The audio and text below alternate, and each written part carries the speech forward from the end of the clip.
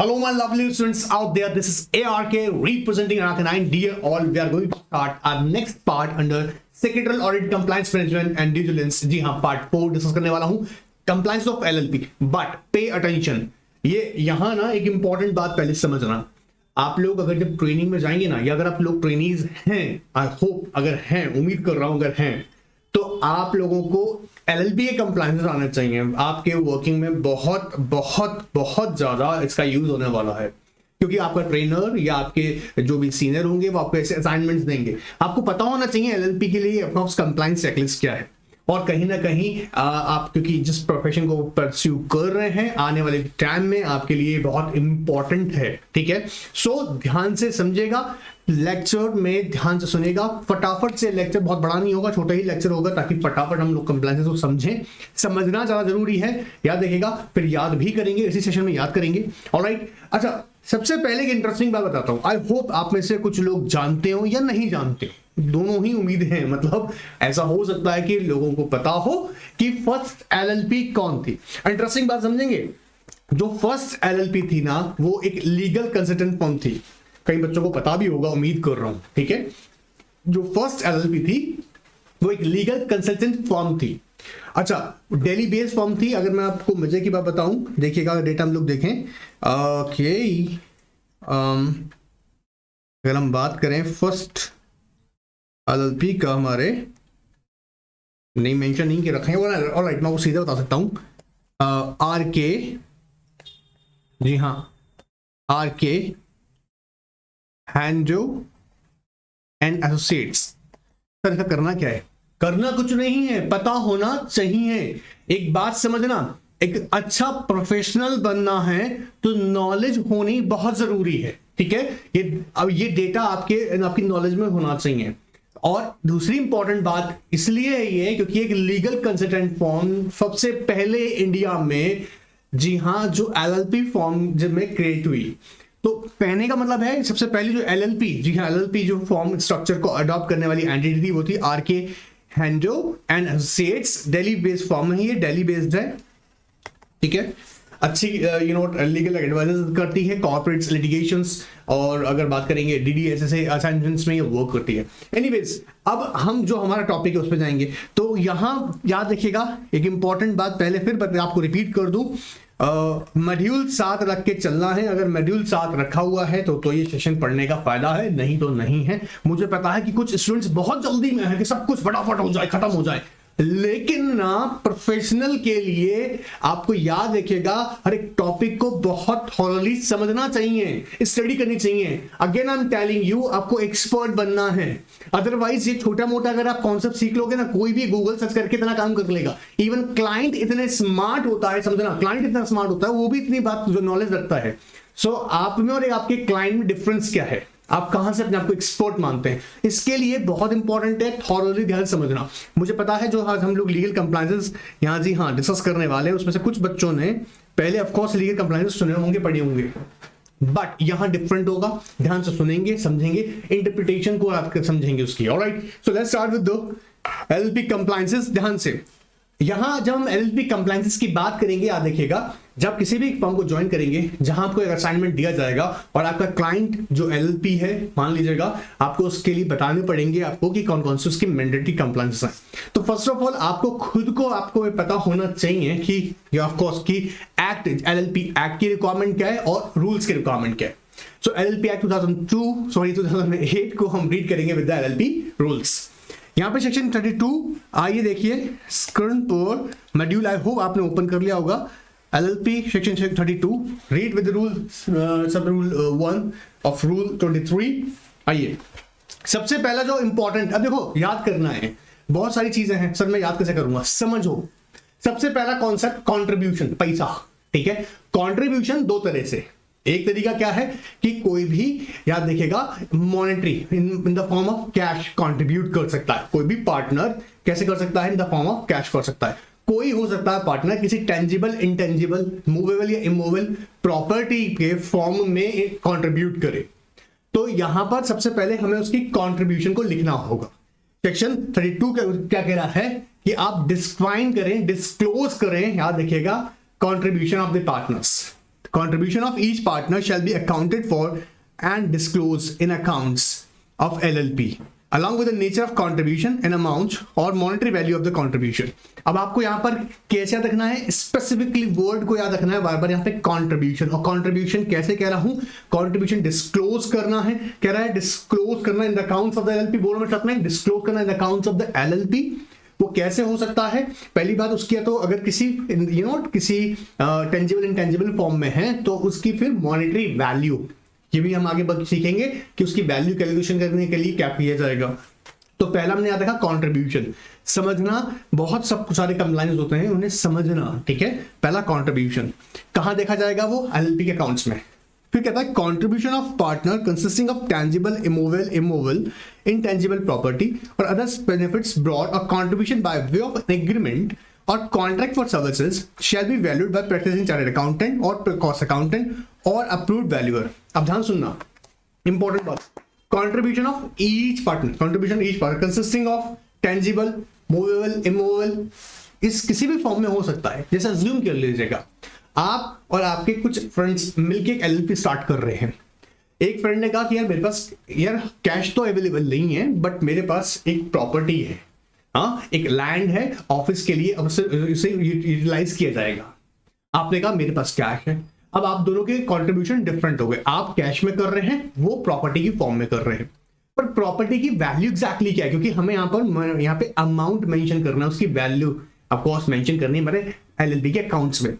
तो इसकी ना वैल्यूएशन या तो किसी प्रैक्टिसिंग चार्टर्ड अकाउंटेंट से या कॉस्ट अकाउंटेंट से या रजिस्टर्ड वैल्यूअर. जो रजिस्टर्ड वैल्यूअर होते हैं ना बेसिकली मिनिस्ट्री ऑफ फाइनेंस साथ रजिस्टर्ड होते हैं. फिर समझना, ये मिनिस्ट्री ऑफ फाइनेंस साथ रजिस्टर्ड होते हैं. ये सारे पैरामीटर्स, जैसे अगर स्टेट के अकॉर्डिंग देखा जाएगा, स्टेट में डिस्ट्रिक्ट में कहां पर वो प्रॉपर्टी है, ठीक है, उसकी डीएलसी डोमेस्टिक अगर हम लोग लैंड रेट देखेंगे वो कितनी है, उसके अकॉर्डिंग उसकी वैल्यूएशन कैलकुलेट करेगा और वो सर्टिफिकेट देता है कि हाँ ये पर्टिकुलर प्रॉपर्टी की वैल्यूएशन इतनी है. उस वैल्यूएशन अमाउंट को हमको एलएलपी के अकाउंट में मेंशन करना होता है. ये बात ध्यान रखिएगा. क्लियर हो रहा है. तो पहला कंट्रीब्यूशन जो होगा हर एक पार्टनर का वो एलएलपी के अकाउंट में मेंटेन किया जाएगा. सेकंड, अगर वो कंट्रीब्यूशन किसी भी tangible, intangible, movable, immovable property के फॉर्म में है तो उसकी वैल्यूएशन करवाई जाएगी by the chartered accountant practice और कॉस्ट अकाउंटेंट या किसी रजिस्टर्ड वैल्यूअर. रजिस्टर्ड वैल्यूअर कौन होंगे, जो मिनिस्ट्री ऑफ फाइनेंस में रजिस्टर्ड होते हैं. क्लियर एकदम. Alright sir. फिर सेक्शन 34 आता है. अब एलएलपी को बुक ऑफ अकाउंट्स बनाने हैं तो जनरली सोच के देखना, बुक ऑफ अकाउंट्स जी हम मैंडेटरी है, बनाना ही पड़ेगा और उसको 8 इयर्स के लिए प्रिजर्व करना होता है. डियर ऑल, अगर आप मुझे बहुत ध्यान से सुन रहे हैं ना, dear I promise to you, तो मुझे बहुत ध्यान से सुनो. मैं तुम्हें प्रॉमिस कर रहा हूं तुम्हें याद हो जाएगा पूरा सेशन और टॉपिक इजीली ये ग्रैब कर लोगे. अज्यूम कर लो, आई होप इस वक्त तुम अकेले मुझे देख रहे होगे. ऑलराइट, तो सिर्फ और सिर्फ फोकस करो, ध्यान से वर्ड्स को सुनो, याद हो जाएंगे और मेरे साथ रिपीट करना, समझना भी फिर रिपीट करना. ऑलराइट, पहले में हमने कंट्रीब्यूशन सीखा है, आई होप हम लोग आई कांटेक्ट कर पा रहे हैं. पहले में हमने कंट्रीब्यूशन सीखा है, दूसरे में contribution the form of movable, immovable, tangible, intangible form में भी हो सकता है, तो उसकी वैल्यूएशन करवानी होगी प्रैक्टिसिंग चार्टर्ड अकाउंटेंट से, कॉस्ट अकाउंटेंट या रजिस्टर्ड वैल्यूअर से. ऑलराइट, ये हमने तीसरे एस्पेक्ट सीखी है. Third, book of accounts LLP को मेंटेन करने पड़ेंगे और उसे एटलीस्ट 8 इयर्स के लिए, हाँ 8 इयर्स के लिए उसको प्रिजर्व करना होगा. देखिए अब अपना मॉड्यूल में देखिएगा. LLP shall maintain its book of accounts relating to its affairs for each year of its existence on the cash basis and accrual basis and according to the double entry system of the accounting. अब मुझे पूरा उम्मीद है आप लोगों को cash basis on accrual basis, मतलब accrued, alright, ये कॉन्सेप्ट आपको पता होगा. ऑलराइट, लेकिन अब ध्यान सुनो, अगर नहीं पता है, कमेंट बॉक्स में नहीं पूछना चाहते हो शर्म के मारे, क्योंकि तुम्हारे जो बैचमेट्स हैं वो भी तुम पे कमेंट ना कर दें, तो तुम NRK9 के व्हाट्सएप पर मुझे भेज देना, ठीक है, कि कैश बेसिस पे क्या होता है सर, एक्रूअल बेसिस पे क्या होता है. मैं वहां पर भी आंसर कर दूंगा, ठीक है. कोई भी छोटी छोटी प्रॉब्लम होगी मैं सॉल्व करूंगा, आप पूछ सकते हैं, ठीक है, रट्टा मत मारना. यहाँ पर बहुत सारे स्टूडेंट जानते हैं कैश बेसिस और एक्रूअल बेसिस पे क्या होती है अकाउंटिंग एंट्रीज, डबल सिस्टम पर. आई होप इसलिए मैं यहाँ डिस्कस नहीं कर रहा हूँ. तो हमने बुक ऑफ अकाउंट्स एलएलपी के मेंटेन करना है फॉर 8 इयर्स. अब आप सोच के देखिएगा, आपका है ना, आपका क्लाइंट आपको अप्रोच किया एलएलपी के लिए, ठीक है. अब वो यहाँ पर अपने डॉक्यूमेंट्स आप उससे मांगेंगे, आपसे कहेंगे ठीक है, मैं उसके आप गएंगे, चेक करेंगे, कंट्रीब्यूशन चेकेंगे कि हाँ भी अकाउंट्स एलएलपी के अकाउंट्स में मेंटेन किया हुआ है, मेंशन किया हुआ है क्या, कंट्रीब्यूशन. फिर आपने नेक्स्ट स्टार्ट देखा कि बोला अच्छा कंट्रीब्यूशन है, भाई पार्टनर ए ने बोला प्रॉपर्टी दिया था, क्या था बोला प्रॉपर्टी कहाँ सिचुएटेड था, उसका वैल्यूएशन दिखाओ, सर्टिफिकेट निकाला आपने, चेक किया, बोला हाँ जी रजिस्टर्ड वैल्यू सर्टिफिकेशन लेकर उसकी वैल्यूएशन का अमाउंट अकाउंट्स में मेंटेन किया हुआ है। फिर आप देखेंगे बुक ऑफ अकाउंट्स क्या मेंटेन कर रखी है, अभी सीखेंगे बुक ऑफ अकाउंट्स में क्या क्या एस्पेक्ट्स को भी कवर करेंगे, तो वो देखेंगे, ठीक है। और ऑब्जर्व करेंगे कि वो 8 इयर्स तक अगर बहुत, अब जैसे अगर देखा जाए 2009 का कॉन्सेप्ट है, ऑफ कोर्स एलएलपी का जो कॉन्सेप्ट है 2009 से स्टार्ट हो गया था, तो हम लोग उसके अकॉर्डिंग चलेंगे कि 8 इयर्स तक प्रिजर्व किया नहीं किया उन्होंने। देखो LLP shall maintain book of accounts at its registered office for a period of 8 years. याद रहेगा कितने टाइम के लिए करना है, 8 इयर्स के लिए। कहां पर किया जाएगा, रजिस्टर्ड ऑफिस पे। क्लियर एकदम, 3 एस्पेक्ट्स हमने सीखी हैं। अब अगर तुम्हें इस समय ये लग रहा हो कि सर सेक्शंस जो हैं यहाँ पर साइड में सेक्शंस अगर जो कंटेनर्स शो हो रहे हैं सर मैं भूल जाऊं नहीं लिख पाऊं एग्जाम में, कोई बात नहीं, बट कॉन्सेप्ट याद रहे। अभी आई अंडरस्टैंड, मैं ये नहीं कह रहा कि याद नहीं करने चाहिए, बट हाल फिलहाल कोशिश कीजिएगा कि आपको कम से कम आपका कॉन्सेप्ट वो क्लियर होता चला जाए, ठीक है। आगे देखते हैं रूल 24 सब रूल 2 कहता है book of accounts of LLP shall contain the following. अब देखिए, अब अज्यूम कीजिएगा आपका क्लाइंट है एलएलपी, ठीक है। अब आपने सबसे पहले उसके बुक अकाउंट्स में क्या चीजें चेक करेंगे, ध्यान से देखना। Particulars of all sums of money received and expended and matters in respect of its receipts and expenditures take place. तो सबसे पहला क्या करेंगे, all amount sum of money received and spended, खर्चे कितना पैसा आया और कितना खर्चा हुआ है, बात पकड़ में आ रहा है। Receipts and expenditures, receipts and expenditures पहला स्टेटमेंट देखेंगे, रिसिट्स एंड एक्सपेंडिचर्स। दूसरा रिकवर एसेट्स एंड लायबिलिटीज। तीसरा cost of goods purchase, inventories, work in progress, finished goods and cost of goods sold. अभी जनरली क्या होगा, अगर वो मैन्युफैक्चरिंग में है, अगर मैन्युफैक्चरिंग के अंदर है तो जनरली यहां पर हम लोग जहां पे थर्ड जो हमारा स्टेटमेंट है उसे फॉलो करेंगे, मतलब जो भी कॉस्टिंग या कॉस्ट से रिलेटेड एस्पेक्ट्स होंगी उसे कवर की जाएगी, चाहे वो कॉस्ट ऑफ गुड्स परचेज हो, इन्वेंटरी मेंटेन करने से लेकर वर्किंग प्रोग्रेस हो, क्लियर है, या फिनिश गुड्स हो। Alright, and last one is other any particular which the partners में डिसाइड। सर क्या पार्टनर डिसाइड कर सकते हैं कि अकाउंट्स में और क्या मेंटेन किया जाएगा, of course by LLP agreement ना, एलएलपी एग्रीमेंट में ये क्लॉज इंसर्ट करके वो अदर एस्पेक्ट्स भी बुक ऑफ अकाउंट से रिलेटेड याद रखिएगा कंसेंट के साथ में, with the consent of majority consent of the partners, वो वहां पर भी ऐड कर सकते हैं। क्लियर हो रहा है। तो जनरली हमें कौन कौन से अकाउंटिंग एस्पेक्ट्स देखनी है उसमें बुक ऑफ अकाउंट्स में, पहला receipts and expenditures, second assets and liabilities, और अगर कॉस्टिंग से रिलेटेड एस्पेक्ट्स हैं तो जितना भी हम क्या बोलेंगे, कॉस्ट ऑफ गुड्स परचेज है, इन्वेंटरीज है, फिनिश गुड्स है, वर्किंग प्रोग्रेस है, working progress and finish goods, all right, या cost of goods sold. Clear एकदम। अब हमने यहां पर 4 एस्पेक्ट सीखी हैं, ठीक है, रट्टा नहीं लगवा रहे हैं, रिवाइज करवा रहे हैं ताकि आपको याद हो, ठीक है। कंट्रीब्यूशन एस्पेक्ट देखा हमने, सेकंड में कंट्रीब्यूशन का नेचर देखा हमने जिसके अंदर वैल्यूएशन कैलकुलेट किया उसका। थर्ड में हमने क्या ऑब्जर्व किया, बुक ऑफ अकाउंट्स कहां मेंटेन होगा, बुक ऑफ अकाउंट्स जी एक्चुअल बेसिस पे, कैश और एक्चुअल बेसिस पे, ठीक है। एंड हमने देखा कि उसको रजिस्टर्ड ऑफिस पे फॉर 8 इयर्स के लिए प्रिजर्व करना है। उसके बाद हमने 4th पॉइंट कंसीडर किया यहाँ पे। 4th में देखा बुक ऑफ अकाउंट्स में कौन कौन सी एस्पेक्ट्स कवर की जाएंगी, रिसीट्स एंड एक्सपेंडिचर्स को, इसके अलावा एसेट्स एंड लायबिलिटीज, इसके अलावा हम क्या देखेंगे वहां पर कोई भी कॉस्ट रिलेटेड आइटम्स जैसे कॉस्ट ऑफ गुड्स परचेज्ड है, इन्वेंटरीज है, वो आपका वर्किंग प्रोग्रेस है, फिनिश गुड्स है, कॉस्ट ऑफ गुड्स सोल्ड है, ऑलराइट, या कोई और other aspects with the consent of the partners. अब 4th एस्पेक्ट आती है sub rule 3 rule 24 book of accounts of LLP are required to be preserve for 8 years from date on which they are made. Of course ये बात हम लोग अभी सीखे हैं, 8 इयर्स के लिए आपको मेंटेन करना है, ठीक है। अब आता है ये भी इंपॉर्टेंट है, this one is important, section 34 कहता है रूल 24 सब रूल 4 के साथ में पढ़ेंगे। LLP shall file a statement of account and solvency in form 8। अभी इंपॉर्टेंट डॉक्यूमेंट्स हैं, ठीक है, ये इंपॉर्टेंट फॉर्म्स हैं। आपका क्लाइंट है, आपको ऑब्जर्व करना होगा फॉर्म 8 क्या वो फाइल किया है, पहले हम जो ऑब्जर्व करेंगे। फॉर्म 8 हम देख रहे हैं किस बात के लिए, स्टेटमेंट ऑफ अकाउंट एंड सोल्वेंसी, कि भैया हाँ भैया खाती पीती है एलएलपी, खाती पीती मतलब है कि सोल्वेंट है, ठीक है, सोल्वेंट है, स्टेटमेंट दिया जाएगा। इसे याद देखिए, स्टेटमेंट को सर्टिफाइड करवाएंगे हम, मतलब ऑथेंटिकेटेड होना चाहिए by the designated partner. Designated partner इस बात को ऑथेंटिकेट करेगा कि हाँ जी जो यहाँ हमारी एलएलपी है ये एलएलपी सोल्वेंट है। देखो with the registrar within a period of 30 days from the end of the 6 months of the financial year to which the statement of accounts and solvency relates।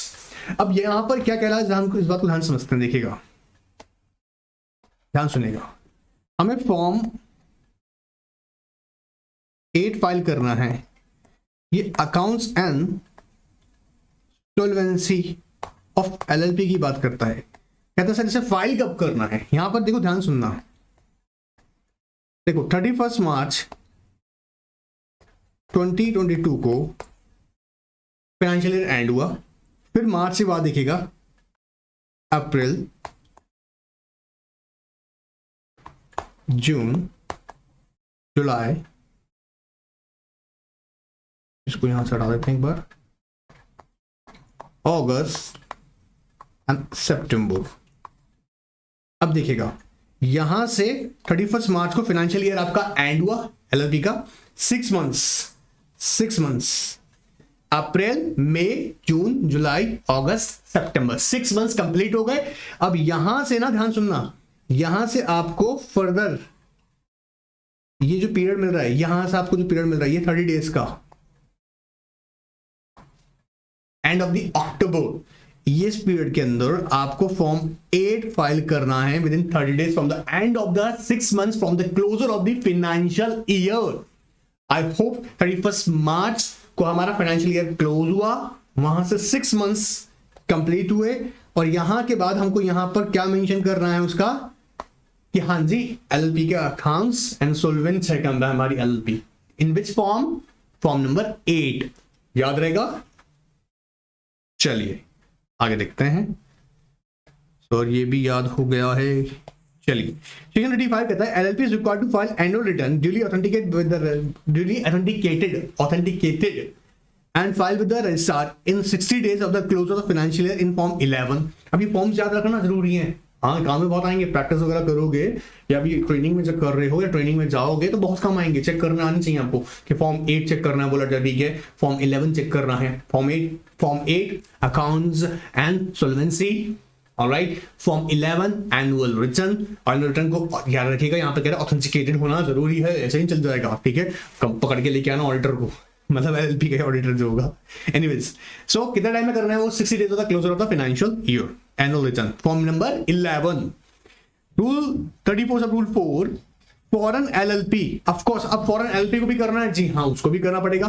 क्या statement of account and solvency, statement of account and solvency in form 8 with the registrar in accordance with the provision of rule 24 duly signed by the authorised representative within a period of 30 days from the end of the 6 months from the close of the financial year.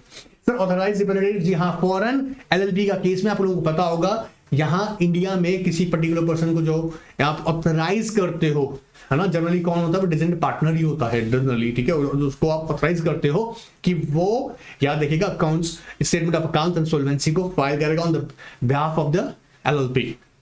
Alright, statement of accounts and solvency of LLP, जी हाँ designated partner on the behalf of LLP are required to sign the statement of accounts and of course अभी discuss किया था अभी हमने, कौन करेगा sign, designated partner, designated partner. अच्छा ऑडिटर की अपॉइंटमेंट भी होगी तो कौन करेगा, सॉरी समझ रहा हूं, ऑडिटर की अपॉइंटमेंट कह रहा हूं, ऑडिटर की रिम्यूनरेशन जब फिक्स की जाएगी तो वो भी कौन करेगा, डेजिग्नेटेड पार्टनर। पकड़ मारा है, ऑडिटर का रिम्यूनरेशन कितना दिया जाएगा ये भी फिक्स होगा, ये कौन करेगा, डेजिग्नेटेड पार्टनर। क्लियर हो रहा है एकदम। आगे चलते हैं। अब देखिएगा सेक्शन 34 सबसेक्शन 4 कहता है accounts of the following LLP shall be required to be get its account audited। ये इंपॉर्टेंट है। अब मैं तुम्हें कुछ चीजें बता रहा हूं, जैसे फॉर्म नंबर 8 इंपॉर्टेंट है, फॉर्म 11 इंपॉर्टेंट है, नोट करते जाना, एग्जाम में क्वेश्चन आता है, एलएलपी का क्वेश्चन आया हुआ है कंप्लायंस के लिए, ध्यान से, ठीक है। अब कह रहा है कौन सी ऐसी एलएलपीज है, बहुत सिंपल सा आंसर है, क्वेश्चन है कौन सी ऐसी एलएलपीज है जिनके लिए उनको अपने अकाउंट्स को ऑडिट करवाना पड़ेगा, इनको अपने अकाउंट्स को ऑडिट करवाना पड़ेगा। बोला सर हम उसमें टर्नओवर चेक करेंगे, कंट्रीब्यूशन चेक करेंगे, क्या करेंगे, टर्नओवर, पहले कहता है टर्नओवर चेक करो, कंट्रीब्यूशन। अगर टर्नओवर आपका एक्सीड्स करता है 40, याद देखिएगा 40 लाख रुपीज से, या फिर जो पार्टनर्स कंट्रीब्यूट करें, कंट्रीब्यूशन जो एक्सीड करेगा 25 लाख रुपीज से, तो ऐसी एलएलपीज को अपने अकाउंट्स को ऑडिट करवाना पड़ेगा। ये ध्यान से सुनना इस बात को वापस, क्या कह रहे हैं, अगर आपकी एलएलपी अगर इसका टर्नओवर जो है वो एक्सीड कर जाता है 40 लाख रुपीज से, या फिर जो पार्टनर्स की कंट्रीब्यूशन है वो अगर एक्सीड कर जाती है 25 लाख रुपीज से, तो ऐसी एलएलपी को याद रखिएगा ऑडिट करवानी पड़ेगी। अब मैंने यहां आपको बताया कि फॉर्म 8 जो कि आपका statement of account and solvency, form 11 जो कि बात करता है एनुअल रिटर्न, जो कि within 60 days of the closure of the financial year आपको फाइल करनी होती है विद द रजिस्ट्रार। एंड याद रखिएगा ये ऑडिट वाला कॉन्सेप्ट, मतलब कौन कौन सी ऐसी एलएलपीज हैं जिनके लिए मैंडेटरी है, जी हाँ, तो उसमें क्या चेक करेंगे हम लोग, टर्नओवर और कंट्रीब्यूशन। टर्नओवर अगर उस एलएलपी का 40 लाख से ज्यादा है या उसका कंट्रीब्यूशन 25 लाख रुपए से ज्यादा है, तो ऐसी एलएलपीज के अकाउंट्स को ऑडिट कराना जरूरी है। ऑलराइट, अब अपने क्लाइंट्स को सारी एस्पेक्ट्स ऑफ किसी का टर्नओवर चेक करोगे एलएलपी का, ठीक है, कंट्रीब्यूशन चेक करोगे तो उसको सजेस्ट करोगे। क्लियर है, तो चीजें अच्छे से समझो ना। कहता है rule 24 sub rule 9, eligibility of an auditor of LLP. Chartered accountant practice shall be qualified for appointment as auditor of LLP. Of course याद किया चार्टर्ड अकाउंटेंट प्रैक्टिस। यहां पर बात करते हैं remuneration of auditor. Remuneration of auditor appointed by the LLP shall be fixed by, अब याद रखना, appointment of auditor will be done by the LLP. जब हम एलएलपी बोल रहे हैं तो मतलब with majority consent of the partners, but its remuneration मतलब उसका रिमैनरेशन जो होगा वो कौन डिसाइड करेगा? Designated partner. shall be fixed by the designated partners और by following the procedure as laid down in the LLP agreement। अब ये दो इंपॉर्टेंट बात आ जाती है, ध्यान सुनना। एलएलपी एक्ट तो कह रहा है कि भाई ऑडिटर की अपॉइंटमेंट हो गया बाय द एलएलपी, देन उसकी रिमैनरेशन जो फिक्स होगी वो डेजिग्नेटेड पार्टनर्स करेंगे, डेजिग्नेटेड पार्टनर्स। या फिर एलएलपी एग्रीमेंट में अगर जैसा प्रोसीजर डिसाइड किया है, अब एलएलपी एग्रीमेंट में अगर प्रोसीजर डिसाइड किया हुआ है पार्टनर्स ने, देखिए एलएलपी एग्रीमेंट में अगर कोई पर्टिकुलर क्लॉज साइलेंट है या आपने वहां कोई पर्टिकुलर क्लॉज मेंशन नहीं किया हुआ है, ऐसे केस में एलएलपी एक्ट को फॉलो किया जाता है। बात समझना, आरओसी यही इंटरप्रिटेशन करेगा। अगर कोई पर्टिकुलर प्रोविजन या क्लॉज आपने एलएलपी एग्रीमेंट में मेंशन नहीं किया है तो एलएलपी एक्ट अप्लाई होगा।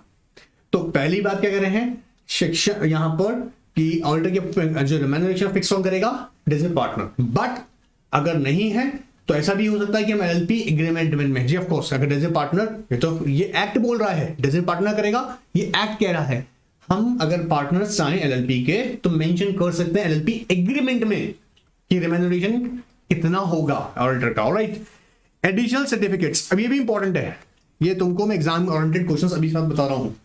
ऑलराइट, याद रखना एडिशनल सर्टिफिकेट्स, बोला एडिशनल सर्टिफिकेट लाना पड़ेगा। अब जी हाँ, कुछ काम ऐसे होंगे, देखिए यहीं पे आपके प्रोफेशन की इज्जत बढ़ने वाली है। कुछ काम ऐसे होंगे जो डेजिग्नेटेड पार्टनर्स होंगे, कुछ काम ऐसे होंगे जिसके लिए आपको प्रैक्टिसिंग कंपनी सेक्रेटरी के पास जाना पड़ेगा। स्पेसिफिकली बात जब यहाँ पे बोलने वाला हूँ, एडिशनल सर्टिफिकेट ये बात कर रहा है कंप्लायंसेस को इंश्योर करने के लिए। देखिए circumstances where additional certificate required, turnover up to 5 crore during the financial year or contribution up to 50 lakh rupees, certificate from the designatory partner other than the signatory annual returns to the fact that the annual return contains the true and correct information। क्या कह रहे हैं सारे sir आप?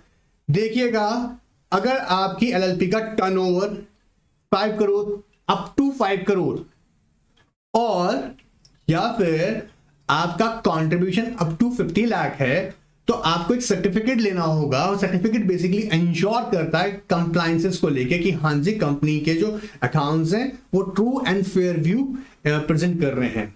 बात पकड़ना इस बात को। अगर ये 5 करोड़ से ज्यादा है या 50 लाख से ज्यादा है, 5 करोड़ ज्यादा क्या हो सकता है टर्नओवर, या 50 लाख से ज्यादा हो सकता है कंट्रीब्यूशन। इन दैट केस आपको एक सर्टिफिकेट लेना पड़ेगा आपके एलएलपी को। कहां से? प्रैक्टिसिंग कंपनी सेक्रेटरी से। वो भी इसी बात को इंश्योर करेंगे कि एलएलपी ने throughout the year compliances किए हैं और जो उसके अकाउंट्स हैं वो true and fair view represent कर रहे हैं according to law. In other cases, certificate from the company secretary in practice to the fact that he has verified a books and records maintained by LLP and consider them true and correct। Clear एकदम? तो यहां पर याद रखिएगा additional certificate की requirement हमें आएगी। वो कब आएगी? जब हमारी कंट्रीब्यूशन या टर्नओवर कितना हो गया 5 करोड़ अप टू। अब आपके माइंड में क्वेश्चन आ रहा होगा sir up to 5 crore, up to 5 crore sir ये तो कहीं से भी स्टार्ट होते हैं लिमिट। देखिए समझेगा, अगर हम ध्यान से देखेंगे डेजिग्नेटरी पार्टनर जो है बेसिकली वही एनुअल रिटर्न साइन भी कर रहे हैं, लेकिन जिन्होंने एनुअल रिटर्न साइन किया है, बात पकड़ना, वो मैंडेटरी है। फॉर्म 11 आप लगाएंगे। इसके अलावा अगर आपका कंट्रीब्यूशन अप टू 50 लाख या टर्नओवर अप टू 5 करोड़, तो याद रखिएगा डेजिग्नेटेड पार्टनर्स, बट वो पार्टनर जिन्होंने एनुअल रिटर्न साइन नहीं किया है, ये दूसरे पार्टनर्स डेजिग्नेटरी पार्टनर्स बोल रहे हैं। देखिए डेजिग्नेटरी पार्टनर्स हैं, ठीक है, ये यहां पर साइन करेंगे, ये इंश्योर करते हैं। जैसे हम लोग कंपनीज में करते हैं ना, बोर्ड इंश्योर करता है कि बुक ऑफ अकाउंट्स जो है रिप्रेजेंट करते हैं ट्रू एंड फेयर व्यू, वो ही यहां पर इन्हें करना है।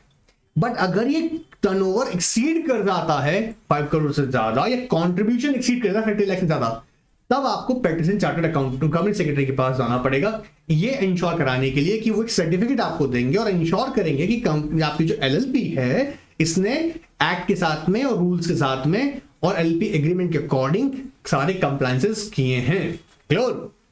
तो उसे हम बोलते हैं बुक ऑफ, जो भी बुक्स हैं या उसके रिकॉर्ड्स हैं। सर आप बार बार बोल के सर रट्टा लगवा रहे हो, बेटा समझा के याद भी तो करना है। एग्जाम में अगर तुम ज्यादा ज्ञान लेके पहुंच गए, तुम्हें याद कुछ भी नहीं है, सब फैला हुआ है, तो करोगे कैसे? तो इसलिए बार बार बोल के तुम्हें याद करा रहा हूं। ऑलराइट, याद हो जाएगा, बाद में टाइम बचेगा, मेहनत कम लगेगा, अभी मेहनत कर लो साथ में। Rule 27 record to be preserve. अब देखो यहां पर ध्यान सुनना, ये भी इंपॉर्टेंट है, छोटे छोटे क्वेश्चन एग्जाम में आते हैं। कौन कौन से record permanently maintain, of course अब देखो जनरली सर्च करना लॉजिकली कुछ डॉक्यूमेंट्स। इनकॉर्पोरेशन डॉक्यूमेंट है, इनकॉर्पोरेशन डॉक्यूमेंट है, क्या वो कभी कभार मेंटेन करना नहीं रे, आपको उसको मेंटेन करना ही करना है जब तक जिंदा हो, मतलब एलएलपी जब तक है ना तब तक आपको उसको मेंटेन करना ही करना है। तो इनकॉर्पोरेशन डॉक्यूमेंट्स को, इनकॉर्पोरेशन डॉक्यूमेंट मतलब जब आपने अपना एलएलपी बनाया, ये नहीं कि बोले 5 साल के लिए रख लिए उसके बाद हटा देंगे, ऑफ कोर्स ये तो परमानेंट रहेगा यार। क्लियर है? Incorporation document. दूसरा आता है notice of situation of registered office. जी हाँ, अब आपकी एलएलपी आपने कहां पर स्टैब्लिश किया हुआ है उसके याद रखिएगा, आप उसकी इंफॉर्मेशन, आप उसका नोटिस सेंड करते हैं, बताते हैं आरओसी को। जी हाँ, ROC of LLP, register of LLP, वो सब इंटीमेट करते हैं। तो जो भी आपका रजिस्टर ऑफिस जहां पर सिचुएटेड है उसका ऑफकोर्स उसका रिकॉर्ड भी आपको परमानेंटली मेंटेन करना है। Information with regard to the LLP agreement और इन चेंज, ऑफ कोर्स आपके एलएलपी एग्रीमेंट या एलएलपी एग्रीमेंट में ऐसे समझो ना, जैसे यहां पर एग्जांपल समझाने के लिए कह रहा हूं, कंपनी सर्टिफिकेट ऑफ इनकॉर्पोरेशन आप कैसे रखते हो? ऑल टाइम मेंटेन करते हो। Second, registered office of course उसका डेटा पूरा मेंटेन करते हो। इसको बोलते हैं, अगर हम देखें एलएलपी एग्रीमेंट, कंपनीज में क्या बोलते हैं? Article of association, all time maintain रखना होता है परमानेंटली। ये notice of other addresses of LLP at which the document to be served, या अदर जहां पे हम कॉरेस्पॉन्डेंस एक्सचेंज कर सकते हैं।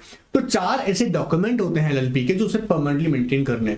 वैसे मैं रियलिटी बता दूं, यहां पर आपके अकेडमिक के अकॉर्डिंग बोलना पड़ रहा है, अदरवाइज और भी बहुत सारी एस्पेक्ट्स हैं जो एलएलपी कंप्लायंस में कवर की जाती हैं, बट मैं यहां पर अकेडमिक पर्पस से ही देख रहा हूं, और जो वो देख रहा हूं जो एक गवर्नमेंट सेक्रेटरी को at least I mean you know student को पता होना जरूरी है। एनीवेज, तो 4 डॉक्यूमेंट्स कौन से हो गए? इनकॉर्पोरेशन का डॉक्यूमेंट हो गया, परमानेंट मेंटेन करना पड़ेगा।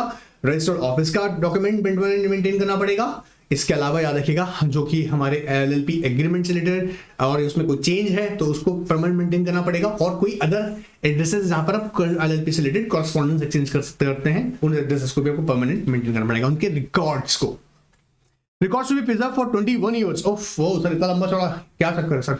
अब देख रहे हैं इसमें तुम डॉक्यूमेंट्स के नीचे से समझ जाओगे। All papers, register, refund order है, याद रखना रिटर्न नहीं, refund orders, correspondence relating to the LLP, liquidation accounts to be preserve for 21 years. क्या कह रहा है? To the LLP liquidation accounts to be preserve. Liquidation कितने टाइम के लिए? 21 ईयर्स। जी हाँ, 21 years.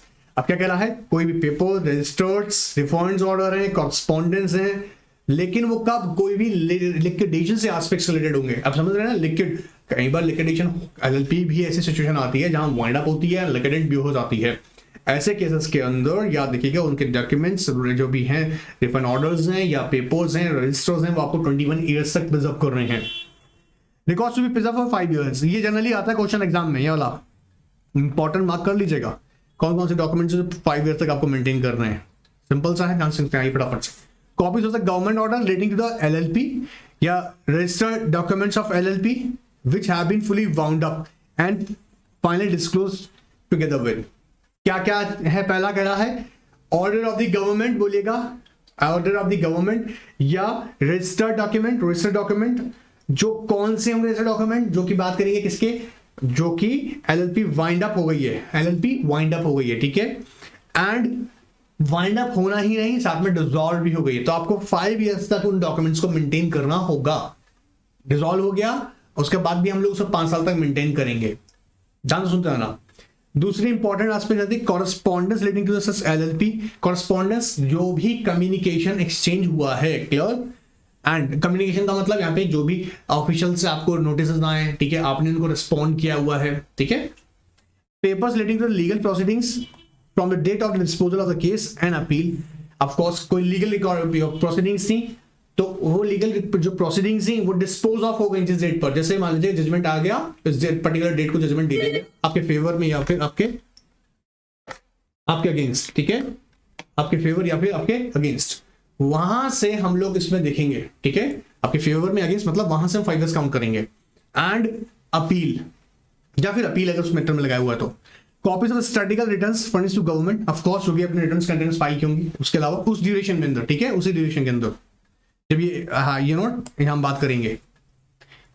And all correspondent including correspondent related to the scrutiny of the accounts, annual returns, prosecution reports of the central government, tribunal and correspondent related to the complaints, ये सारे aspects हम लोग 5 year के लिए maintain करेंगे। अच्छा यहां समझना, यहाँ पे जो मैं आपको बोल रहा हूँ ना, ये जो 2-3 चीजें क्वेश्चन से रिलेटेड इंपॉर्टेंट है, आ गया जी। जैसे एक ये वाला preservation of records under annex C of LLP rules, ये इंपॉर्टेंट है सर, पूरा तो इंपॉर्टेंट बता दिया आपने। देखो समझना, वर्किंग जब स्टार्ट करेंगे ना, ट्रेनिंग में आप अगर होंगे जाएंगे ना, ये चीजें सब मिलेंगी आपको वहां, तो आप समझिएगा, आपकी और नॉलेज इंप्रूव होगी, बट आपको बेसिक्स एक्चुअली पता होने चाहिए अच्छे से। आइए देखते हैं पहले। Records will be preserved for 3 years, book all books and records and papers other than those specified in the categories and routine corresponding relating the payment of fees, additional filing fees and corresponding about the return of documents. ये कौन सी fees है जो कि आप basically return से related files filing fees भरते हैं, ROC देते हैं, ठीक है, वो फाइलिंग चीजें जो अथॉरिटी से फाइल की जाती हैं जनरली, उनका रिकॉर्ड्स की बात है। अब ये कह रहा है, यहाँ पे ध्यान सुनना, यहाँ पहला जो आ रहा है वो कह रहा है statement of compliance with the requirement of the act. Statement मतलब जब कंपनी इनकॉर्पोरेट हुआ, सॉरी आपका एलएलपी इनकॉर्पोरेट हुआ था, उसके बाद जी हाँ हमने ये मतलब आप समझना, इनकॉर्पोरेट होने के बाद से यहां और उसके आगे भी एस्पेक्ट्स होंगी, इसको ऑथेंटिकेट करा जाता है by the advocates, you know what, या चार्टर्ड अकाउंटेंट या कॉस्ट अकाउंटेंट, ठीक है, एंड पार्टनर्स इसको साइन करते हैं। कौन पार्टनर? जो सबसे पहले यहाँ पे याद रखिएगा उसने सब्सक्राइब किया था एलएलपी एग्रीमेंट को, वो डॉक्यूमेंट मेंटेन करना। तो statement of compliance with the requirements of the act by advocate, government secretary, chartered accountant, cost accountant, whole time practice, and by any person who subscribe his name to the incorporation documents। पहला। फिर दूसरी बात आती है notice of person ceasing to be a partner or any change in the name or addresses of a partner। अब partner मान लीजिएगा notice of person ceasing to be partner, अब एलएलपी एग्रीमेंट में चेंज आएगा समझना। क्या होगा, कोई पार्टनर है जिसने एग्जिट कर लिया, ठीक है, और एग्जिट करेंगे तो चेंजेस आया, नोटिस ऑफ द पार्टनर ने बोला नहीं यार I want to exit from the LLP, वो नोटिस या आगे कह रहा है एनी चेंज द नेम और एड्रेसेस ऑफ द पार्टनर, वो भी आपको मेंटेन करना पड़ेगा 5 years तक के लिए। नेम चेंज हो गया तब भी, ठीक है। तो पहला नोटिस ऑफ द पार्टनर, कौन सा नोटिस होगा जो उसने पार्टनरशिप मतलब एलएलपी छोड़ दिया, तो नेम या एड्रेसेस में अगर चेंज हो रहा है, ठीक है। Registered documents of LLP struck off under section 75। फिर सेक्शन 75 के अंदर जी हाँ, अगर कोई एलएलपी आपने देखा भी होगा, देखो ये प्रोविजन यहाँ पे ढंग से देखो, कहता है registrar to struck different LLP of register where registrar has reason cause to believe that LLP is not carrying on business or its operation in the accordance with the provision of this act. Name of LLP may be struck off the register of LLP in a such manner as may prescribed, but उसका name वहां से strike off करने से पहले LLP of opportunity देगा।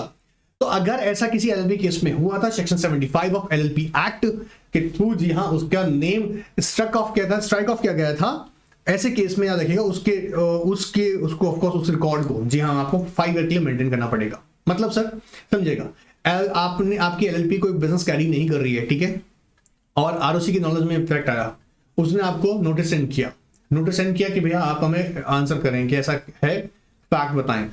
अब ROC ने यहाँ पर जो नोटिस आपको सेंड किया या स्ट्राइक ऑफ कर दिया, ये जो डॉक्यूमेंट है ये आपको 5 साल मेंटेन रखना पड़ेगा, या आपने जो उसको रिस्पॉन्ड किया होगा वो डॉक्यूमेंट जो आपके दोनों के बीच में आरओसी और आपके एलएलपी के बीच में कॉरेस्पॉन्डेंस एक्सचेंज हुई होंगी। या ऐसा भी हो सकता है कि आपके नेम को आपने रिस्टोर करवा लिया हो एलएलपी के नेम को। आई होप एलएलपी काउंसिल कर पड़ा है तो क्लियर होगा, ठीक है। टुगेदर विद द कॉरेस्पॉन्डेंस और any of the order of the registration of LLP into register. क्या था एनुअल रिटर्न ऑफ एलएलपी, अभी हम सीखा था ऊपर 5 year के लिए एनुअल रिटर्न। यहाँ देखिए बुक ऑफ अकाउंट्स की बात नहीं कर रहा हूँ, annual return, book of accounts 8 year। Consent of the candidate to act as a designated partner to be filed with the registrar. Of course जैसे हम केसेस में डायरेक्ट ऐसे केस में देते हैं, भाई यहाँ पर हमको ऐसे केस में देना होगा डेजिग्नेटेड पार्टनर में, yes I am ready to act as a designated partner. ये जो कंसेंट है ये 5 साल के लिए आपको मेंटेन करना पड़ेगा। Consent to act as a partner 5 year रहेगा। statement by all the partner of firm containing the particulars of firm along with the application for conversion into LLP 5 years। जी हाँ, अभी कह रहा है all partners of firm containing the particular firm along with the application for conversion into LLP। अगर कोई form जो है partnership form वो कन्वर्ट किस में हो गई है, LLP के फॉर्म में, तो जहां पर हम देखेंगे जितने भी यहाँ पार्टनर्स थे उनके ऑफ कोर्स हमने क्या करा होगा, उनके पर्टिकुलर्स, जी हाँ पर्टिकुलर्स मतलब उन सारे पार्टनर्स के जो किस में कन्वर्ट हुए हैं, पार्टनर मतलब पार्टनरशिप फॉर्म LLP के फॉर्म में, उस कंटेंट उसके सारे पर्टिकुलर्स भी पार्टनर्स के वो भी हमको 5 years के लिए मेंटेन करने हैं। Statement by all the shareholders containing the particulars of private company and public company along with the application for its conversion into of course जो अगर कंपनी फॉर्म से अगर कन्वर्ट होकर गई है तब भी, अभी रिसेंट एक क्लाइंट के केस में देखा भी हमने कि उन्होंने प्राइवेट लिमिटेड कंपनी था, उन्होंने कन्वर्ट किया है LLP के अंदर, and of course because you know what less compliance cost आता है, और ये आप लोग अभी तक अच्छे से आई होप जानते होंगे, तो इसलिए वो कन्वर्जन एक्सरसाइज किए हैं। ऐसे केस में भी याद रखिए उनके रिकॉर्ड जो हम लोग 5 year तक मेंटेन करने के लिए एडवाइस करते हैं, करना ही होगा उन्हें। Certified copy of the order of tribunal under section 60, 61, 62 5 year। 60 ध्यान सुनना, अगर चाहो तो नोट कर लो, कॉम्प्रोमाइज और अरेंजमेंट विद द पार्टनर और creditor. Section 60 of LLP act क्या कहता है, कॉम्प्रोमाइज और अरेंजमेंट, नोट कर लीजिएगा मिडिल में साइड में, कॉम्प्रोमाइज और अरेंजमेंट विद द पार्टनर्स और क्रेडिटर्स। जब हम सेक्शन 61 की तरफ जाते हैं तो पावर बात करता है, power of NCLT to enforce compromise और अरेंजमेंट। आई होप ये पढ़े होंगे सेक्शंस, नहीं पढ़े हैं तो इनमें डिस्कस कर सकते हैं। आई होप ये कॉम्प्रोमाइज और अरेंजमेंट वाला कॉन्सेप्ट को थोड़ा बहुत पता होगा, ठीक है। तो सेक्शन 60 जो बात करता है वो किसकी बात करता है, कॉम्प्रोमाइज और अरेंजमेंट बिटवीन पार्टनर्स और क्रेडिटर्स, या फिर बात करता है सेक्शन 61 जो क्या सेक्शन 61 जो है वो कहता है power of NCLT to enforce compromise और अरेंजमेंट। और जब हम 62 की बात करते हैं तो इस केस में आप एप्लीकेशन देते हैं एनसीएलटी को किसके लिए, रिकंस्ट्रक्शन ऑफ LLPs। आप क्या चाहते हैं कि ये ज्यादा LLPs जो आपस में रिकंस्ट्रक्शन हो जाए, वो मर्ज हो जाए। आई होप ये भी आपने पढ़ा हो। अब ये तीनों केसेस के अंदर जो एनसीएलटी का ऑर्डर होगा उसे आपको 5 years तक मेंटेन करना है। वहीं पे कहता है copy of order of dissolution of LLP bye tribunal under section 63। आप जानते हो कि सेक्शन 63 के अंदर 2 ऑप्शंस बताए गए हैं, या तो वॉलंटरी, जी हाँ वाइंडिंग अप, या तो खुद LLP वॉलंटरी वाइंडिंग कर सकती है, या फिर by the order of tribunal. अगर वो ऑर्डर ऑफ ट्रिब्यूनल के थ्रू होती है, इन दैट केस आपको उसको भी ऑफ कोर्स 5 year के लिए उस ऑर्डर को मेंटेन रखना है। एंड स्टेटमेंट ऑफ कोर्स हमने डिस्कस भी किया था। सेम एस्पेक्ट यहाँ पर देखो, यहाँ पर कहता है record of the foreign LLP। ये छोटी सी क्वेश्चन थी, एक बार पहले पूछा जा चुका है। Registered documents of foreign LLP which is to have any place of business in India shall be destroyed after the expiry of 3 years from the date of the LLP is to have any place of business in India। ये होता है, और ध्यान रखना foreign LLP है, business India में बंद कर दिया तो उसके बंद करने के बाद से, जी हाँ सीजन होने के बाद से 3 साल तक आपको उसे मेंटेन करना है। After the expiry of 3 years from the cessation of या closure of the business of LLP in India या place of business in India, आप उसको ये क्या कर देंगे, डिस्ट्रॉय कर देंगे। लेकिन आपको एटलीस्ट उसके याद रखिएगा प्लेस, बिजनेस प्लेस के यहाँ इंडिया में नहीं होने, मतलब जैसे मान लीजिएगा अब वो 2000 दिसंबर या जनवरी, मान लीजिएगा जनवरी 2023 के अंदर, जी हाँ प्लेस ऑफ बिजनेस यहाँ से बंद हो चुका है इंडिया से फॉरेन LLP का, तो आपको 23 से 24 से 25, 26 एटलीस्ट आपको वेट करना पड़ेगा। एकदम डिस्ट्रॉय मत कर देना, आफ्टर द 3 years आप उसको डिस्ट्रॉय करेंगे, उसके डॉक्यूमेंट्स जो भी हैं, लॉट्स ऑफ डॉक्यूमेंट्स। अब यहां पर याद रखिएगा, मैं थोड़ा सा वापस को फिर आपको नोट करा दूं कि यहां से जो हमने देखा है ये documents, preservation of records as per section C ऑफ LLP, ये ध्यान से जरूर लेके जाएगा। 5 मार्क्स का क्वेश्चन इजीली पूछा जा सकता है, ठीक है। नेक्स्ट सेशन में और भी कई सारी एस्पेक्ट डिस्कस करेंगे। याद रखिएगा टेस्ट सीरीज का स्केड्यूल आप सबको डिलीवर कर दिया गया है, सेंड करवा दिया गया है। किसी को नहीं मिला है फटाफट से ना कराएंगे, व्हाट्सएप पर अपना रिक्वेस्ट भेजिएगा, आपको अवेलेबल हो जाएगा। और कोई भी टेस्ट मिस मत करना, अगर अच्छा स्कोर करना है, अच्छा सीएस बनना है तो, बेस्ट सीएस बनना है। Alright, good bye, take care.